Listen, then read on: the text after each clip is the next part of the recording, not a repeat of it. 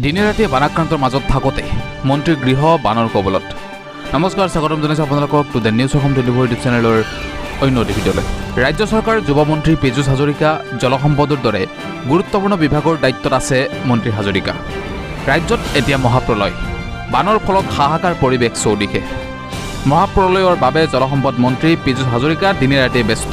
দিনে ৰাতিয়ে যুৱ মন্ত্ৰী পীযুষ হাজৰিকা বান বিধ্বস্ত এলেকাত বানাক্ৰান্তক কেনেকৈ সহায় কৰিব পাৰি তাৰ পৰিকল্পনাৰে দিন ৰাত একাকাৰ কৰিছে মন্ত্ৰীজনে। ৰাজ্যৰ বিভিন্ন প্ৰান্তত নদী উপনদীৰ প্ৰলয়ৰ সৃষ্টি কৰাৰ সময়ত বানাক্ৰান্তৰ কাষত মন্ত্ৰী পীযুষ হাজৰিকা উপস্থিত হৈ থকাৰ সময়তে বানে দুৰ্যোগ কঢ়িয়াই আনিছে মন্ত্ৰীজনৰ গৃহলৈ। নগাঁও জিলাৰ ৰহাত আছে মন্ত্ৰীজনৰ এটি গৃহ। ৰহাস্থিত গৃহটোই কপিলীৰ দ্বিতীয়টো বানত ডুব গৈছে। বানৰ কবলত পৰিছে জলসম্পদ মন্ত্ৰীৰ ৰহাৰ গৃহটো। বানৰ কবলত পৰিছে জলসম্পদ মন্ত্ৰীৰ ৰহাৰ গৃহটি। গৃহটিৰ চৌহদ সম্পূৰ্ণভাৱে এতিয়া জলমগ্ন।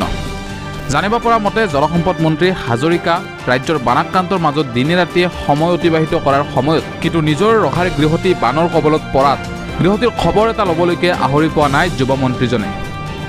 এনেকুৱা ধৰণৰ খবৰবোৰ সকলোকে প্ৰথমে চাবলৈ to the news Assam 24 YouTube চেনেলটো ছাবস্ক্ৰাইব কৰি নটিফিকেশ্যন বেলটো অন কৰিব নাপাহৰিব। ধন্যবাদ।